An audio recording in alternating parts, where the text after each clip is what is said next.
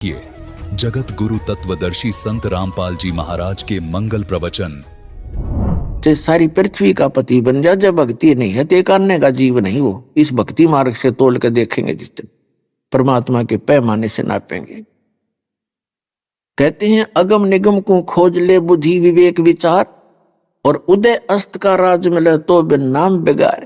ओए होए, परमात्मा कहते हैं जरा सी बुद्धि से काम लेकर देख प्राणी, यदि भक्ति नहीं है, सतनाम सच्चा नाम तेरे पास नहीं है, सत भक्ति नहीं है, उदय अस्त का राज मिले तो बिन नाम बिगाड़।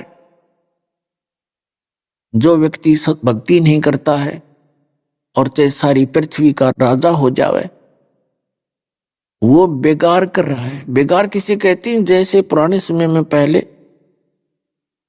हमने वो याद है वो बातें, जैसे ये 3 व्हीलर चले थे बड़े बड़े पेट्रोल के, तो हमारे गांव से दूसरे निकटतम एक स्टेशन था, वहां तक जाया करते थे बस स्टैंड। एक दिन उनमें से एक साथी नहीं आया, 2 चलते थे। वो दूसरे ने पूछा कि कल क्यों नहीं आया, क्या कारण हो गया? उसने बताया कल मैं बेगार में फंस गया। बेगार में बेगार कैसी होती थी? ये पुलिस वाले पहले इनके पास कोई जीप जाप होया नहीं करती थानों में, ये ऐसे किसी के व्हीकल न पकड़ लेते जो किराए पर चला करते।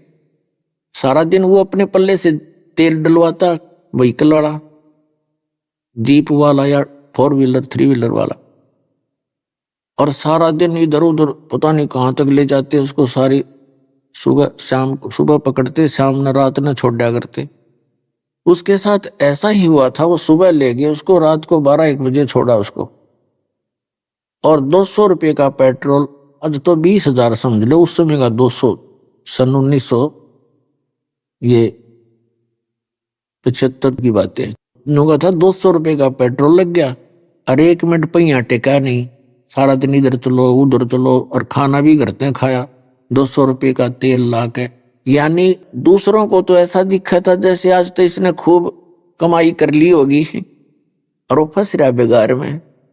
200 रुपये करते लगा दिए, और श्याम ने न्यो का न्यो खाली हाथ करना आ गया। तो यहां बताते हैं जो आज आपको भक्तिहीन प्राणी, चाहे प्रधानमंत्री है और चाहे वो मुख्यमंत्री है और चाहे पूरी कितनी बड़ी फैक्ट्री का स्वामी है, वो ऐसा व्यक्ति समझो जैसे बेगार कर रहा हो।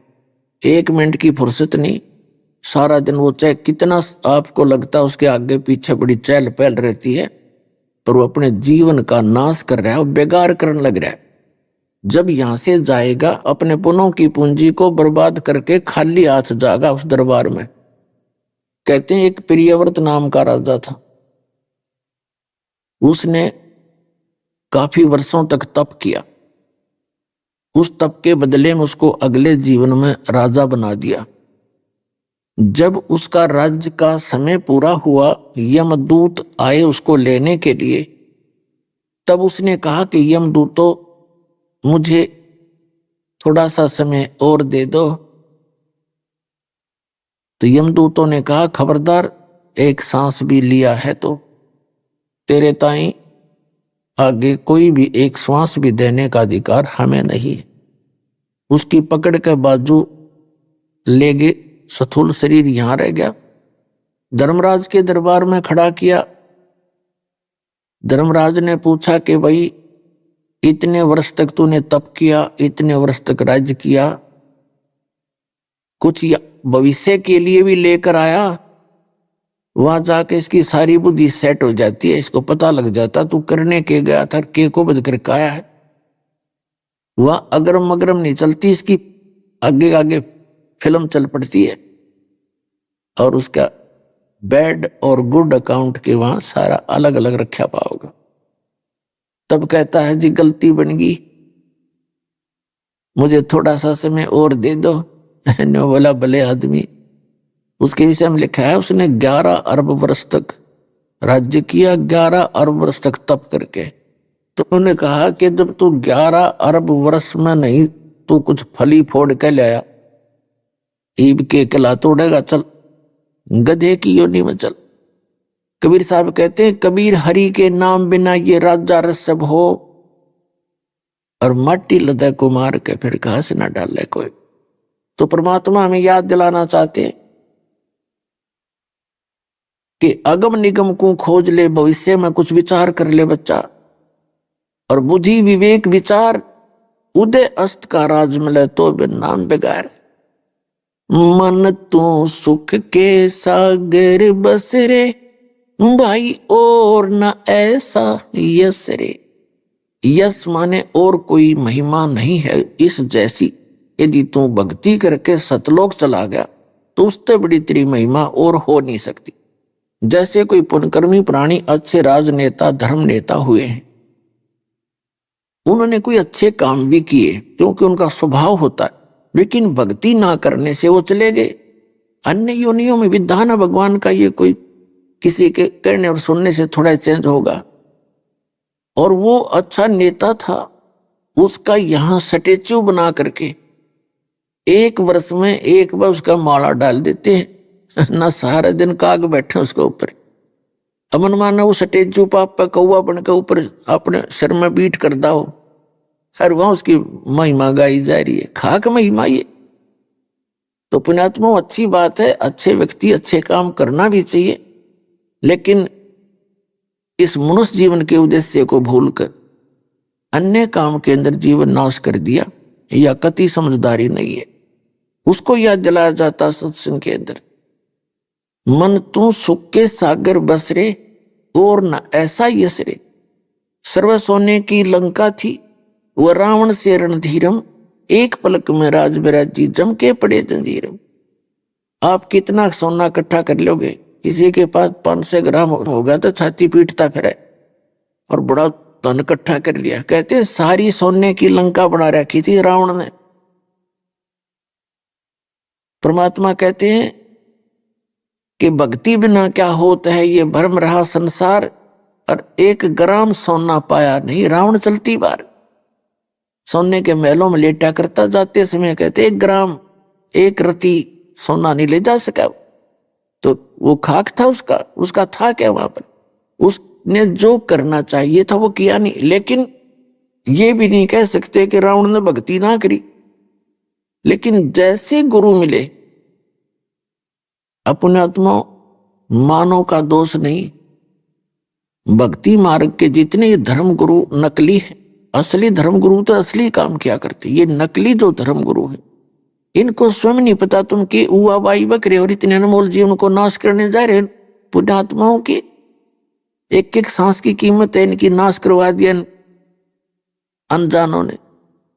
ये राधा स्वामी धन सतगुरु सच्चा सौदा सिरसार, ये जगमाल वाली, ये तेरा निरंकारी, ये कबीरपंथी, ये सारे नकली कक का पता नहीं इनको। चलो पहले ना ज्ञान था, दास 3-4 वर्ष से सरेआम रुके मारन लाग रहा, मीडिया के माध्यम से आवाज लगा रहा हूं तुम झूठे हो, तुम्हारा ज्ञान गलत है। तो ये तैसी होते तो सरेंडर कर देते और कह देते भाई सच्ची बात है, नहीं तो मुझे बताओ भाई तू रामपाल गलत कह रहा है, एक शब्द तो बता दो और बताओ तुम्हारा ज्ञान कहाँ है। तो ये तैसी नहीं आपके दास का उद्देश्य किसी की बुराई करना नहीं, लेकिन इतना अनमोल जन्म बर्बाद हो रहा दास पे देखा नहीं जाता। आखिरी सांस तक आवाज लगाऊंगा जब तक इस शरीर में दम रहेगा, और सारे संसार को जगा कर छोड़ दूंगा। मालिक साथ है, उसका आदेश है।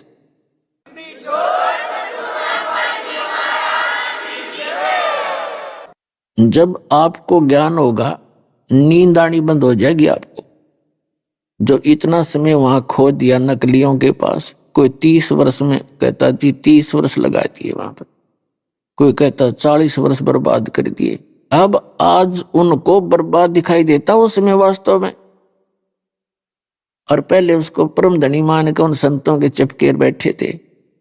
तो पुण्यात्माओं कोई बात नहीं, इस काल ने बड़े बड़ों को धोखा दे दिया, पर अब दास के साथ परमात्मा है जिसने यू काम करना ही करना है। ये समय है निर्धारित। इन संतों ने एक दिन सरेंडर करना पड़ेगा, ना वहां कोई नहीं रहेगा, पब्लिक यहां आ लेगी सारी, अपना कल्याण कराऊंगी।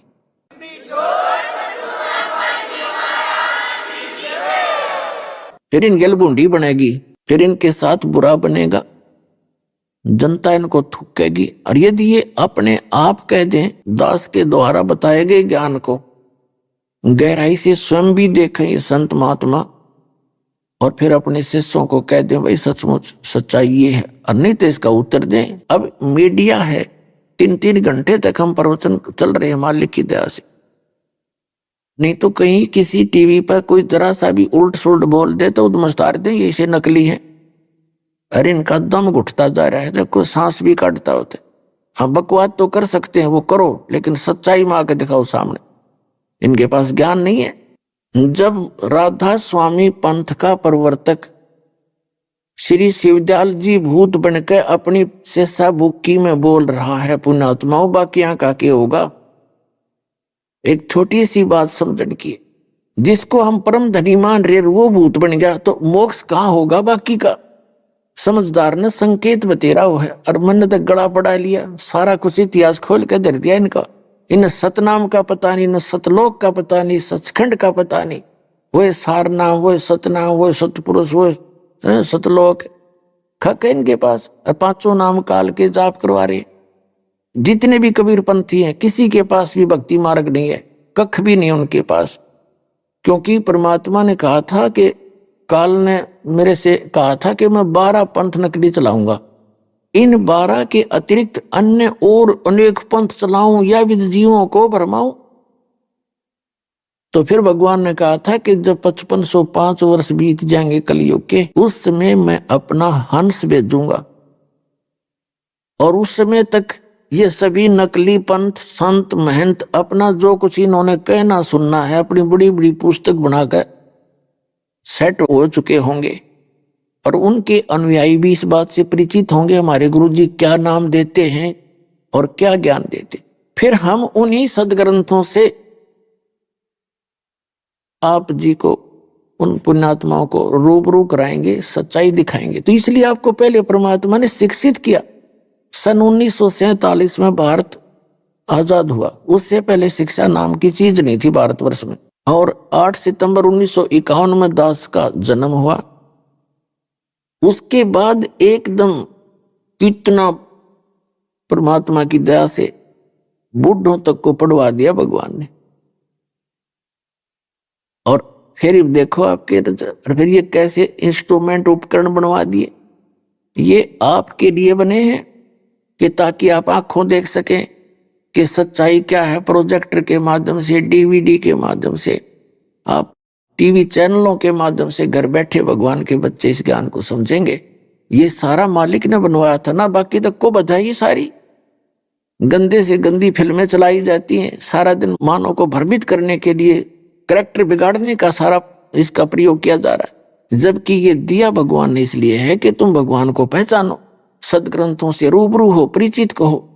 जो भी संत, जो भी धर्म अपने ग्रंथ से पर आधारित है, उसी ग्रंथ के माध्यम से दास दिखा रहा है कि आपके धर्म ग्रंथ ये बता रहे हैं और आपके गुरु जी ये बता रहे हैं। तो 2 मिनट में निर्णय हो रहा है, तभी तो ये परिणाम देख रहे हो आप। इस दास के साथ इतना बुरा किया इन लोगों ने। उद्देश्य उनका यही था कि यदि रामपाल सफल हो गया, थारी दुकान बंद हो जाएंगी। इन नकली संतों, पंथों, आचार्यों, शंकराचार्यों ने। और लेकिन मालिक साथ है, सांच को आंच नहीं होती। राज डूंडा ठा दिया, सबके छक्के छुड़ा दिए परमात्मा ने। और एक दिन आएगा इनको धिक्कारेगी दुनिया।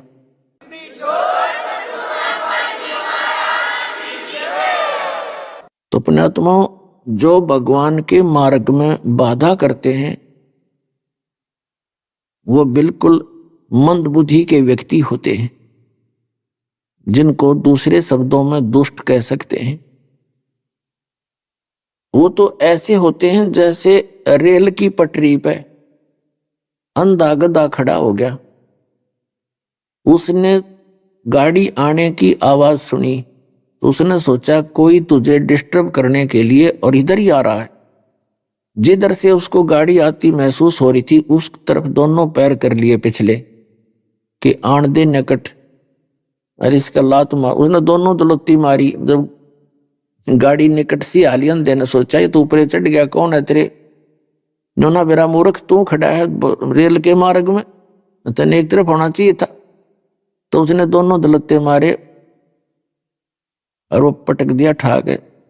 तो कंस ने मारे थे दोनों लात, रावण ने मारे थे, हिरण्यकशिपु ने भी ऐसे अंधे गधे का काम कराया था। और अब भी जो इस दास के परमात्मा के मार्ग में जो बाधा करेगा वो अंधा गधा ही होगा, ये सत्कर मान लेना।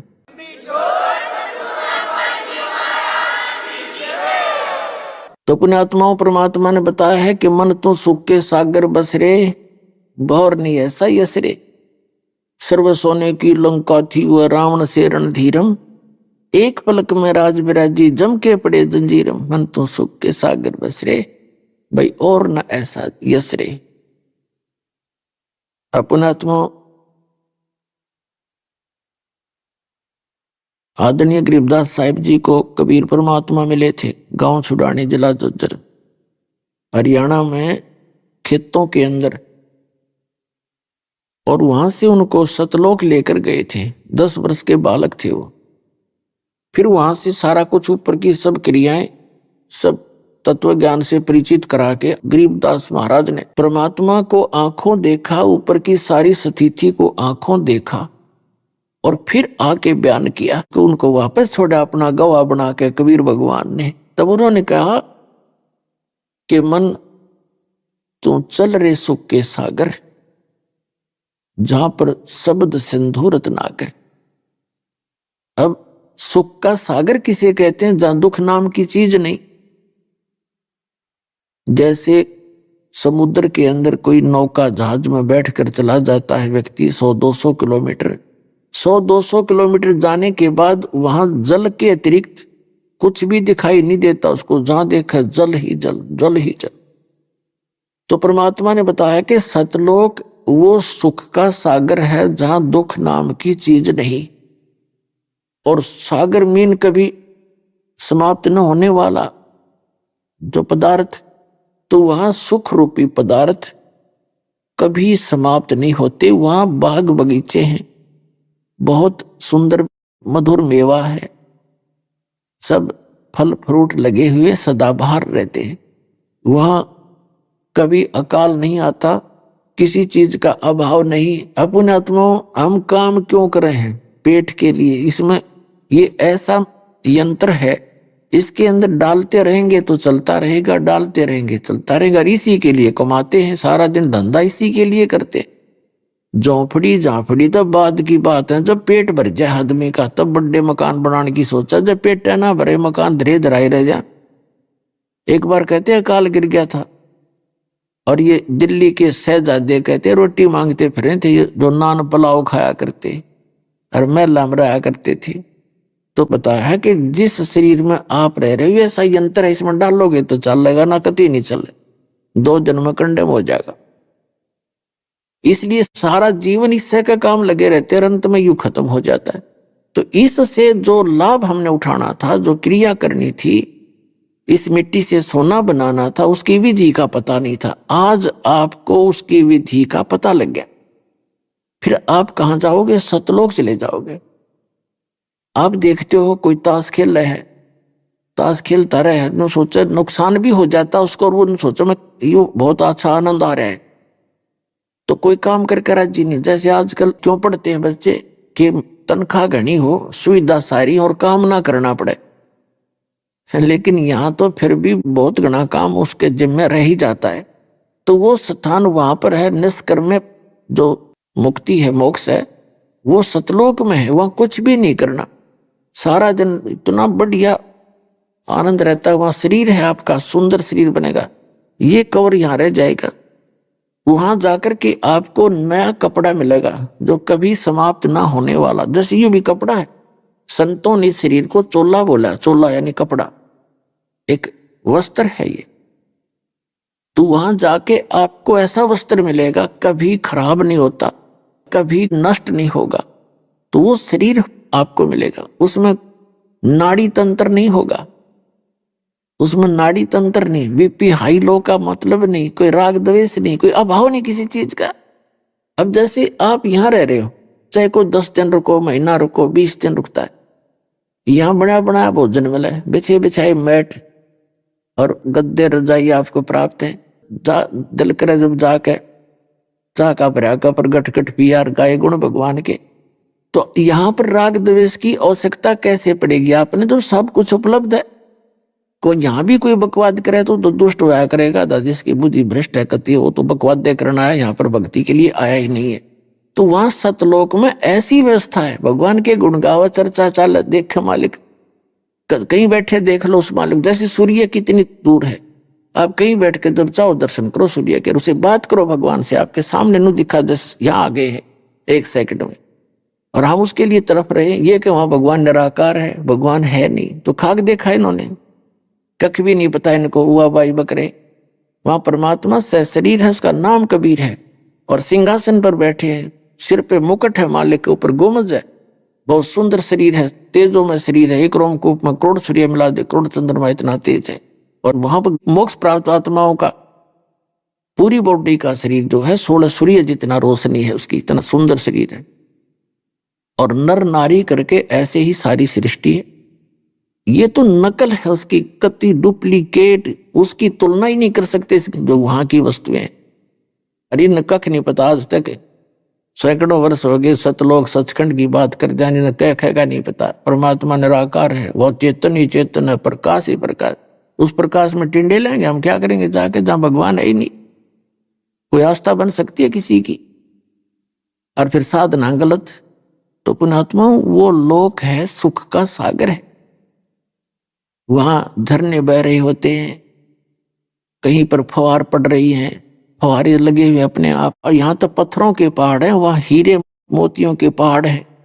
इतनी सुंदरता है, इतनी उनकी खूबसूरती है, क्योंकि भगवान ने बताया, आंखों देखा, उन संतों ने बताया। उन संतों को मालिक ने एक संकेत कर दिया था कि तुम ज्यादा ओपन ना करना, उस महिमा को बता अवश्य दो। तो उन्होंने कोड वर्डों में तकरीबन बात कही, लेकिन वो न इन संतों का समझ में आई, न इन पंथों के। वो तो परमात्मा बुद्धि देता है, और इस दास पर वह कृपा करी, इन सदग्रंथों को समझा और आपके रूबरू किया। तो क्या बताया है कि वो जो सतलोक है वो सुख सागर है।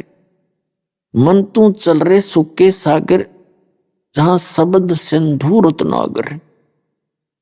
अब कहते हैं सुख सागर की क्या डेफिनेशन बताई है कि शंखों लहर मेहर की उपजे, और कहर नहीं जा कोई, दास गरीब अचल अविनाशी, सुख का सागर सोई।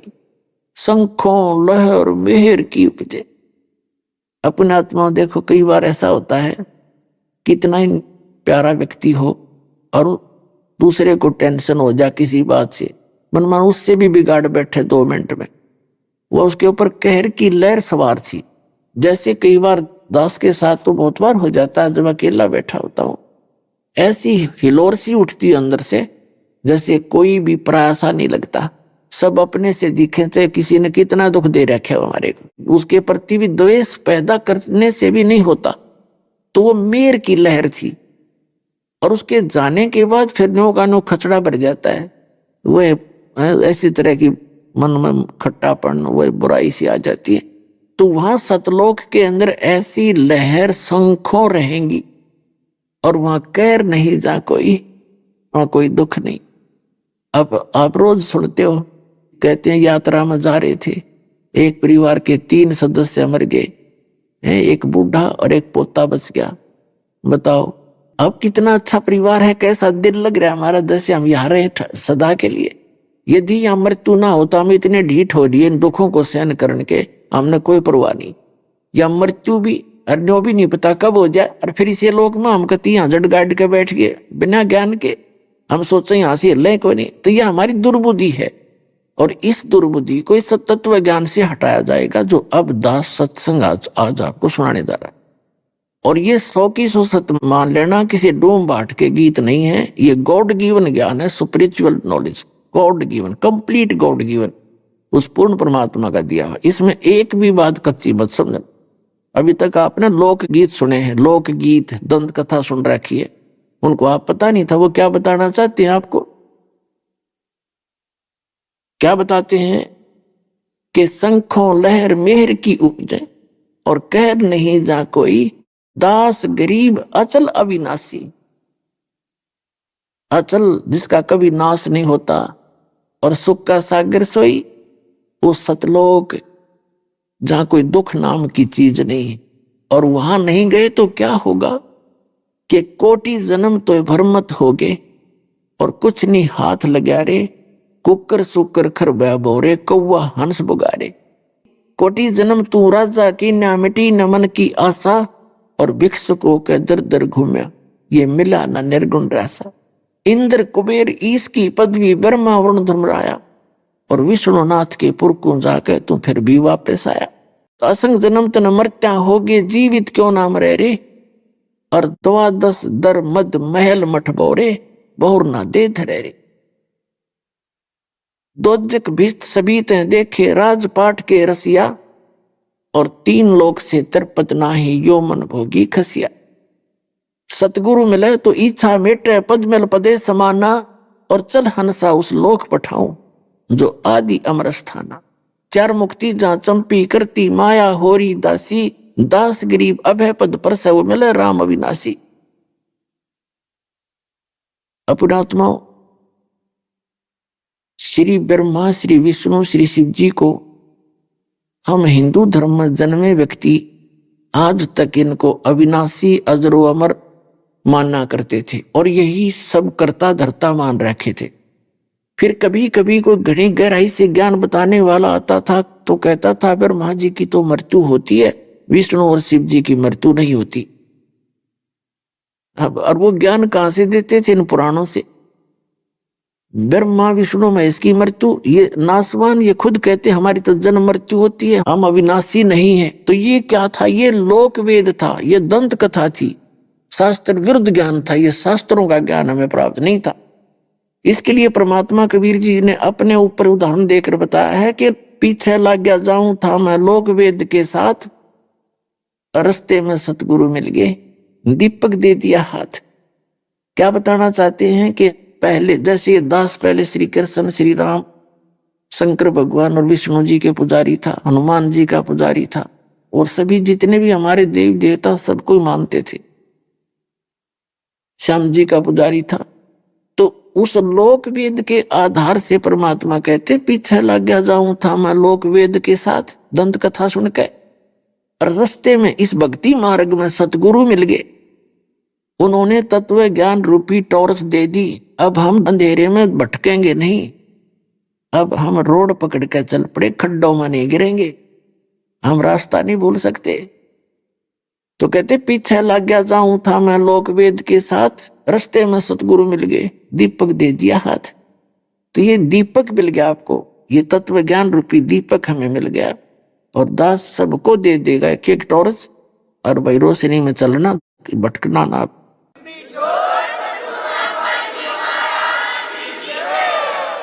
अब आपको दिखाते हैं। इन्हीं सदग्रंथों को हम शिरोधार्य माना करते थे। ये देवी पुराण थी, विष्णु पुराण थी, शिव पुराण थे, जितने भी।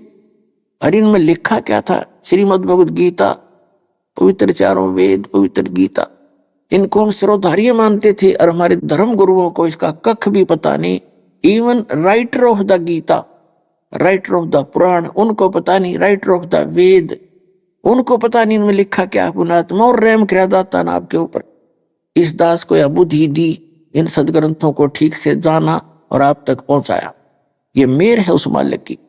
ना ये काल के दूत इतने भयंकर हैं, ये तो ग्रह समझ लो, आपस में लड़ा मारते हैं झूठी बकवाद करके, वो ऐसा है, वो ऐसा है। और मेर करी दाता ने ऐसे इंस्ट्रूमेंट दे दिए। दास को सफलता इसी से मिली है कि सदग्रंथ दिखाए सबसे पहले। दास को इन सदग्रंथों की कति आवश्यकता नहीं थी, क्योंकि जैसे शुरू शुरू में हमारे भक्तों को भी अन्य गुरुओं के चेलों ने, नकलियों ने कहा कि वो किसा गुरु जी है तो पुस्तक पढ़ पढ़ सुनावे। गुरु टीचर तो वो होता मुंह जुबानी सुनावे। मैं कहा मुंह जुबानी सुनानिया नाश कर रखे। अब अपनी अपनी कह गए इस दुनिया के माँ, बिन साहिब की बंदगी कहीं ठोर ठिकाना ना। तो दास ने नहीं परवाह करी, आपके रूबरू करता रहा। आज सफलता मिली दास को, नहीं तो ये लालटेन ना दिखाता तो ये और बात बिगड़ जाती। जैसे एक अंदाजा रहा था रात्रि के समय, हाथ में लालटेन जगा करके, लंप ले करके आगे से बच्चे आ रहे थे, उछल कूद मचाते हुए अंधेरे में। उस वृद्ध अंधे ने कहा कि बच्चों देखना बेटा, मुझे दिखाई नहीं देता है, ध्यान से चलना, मुझे दिखाई नहीं देता। अभी आपने सुने संत रामपाल जी महाराज के मंगल प्रवचन।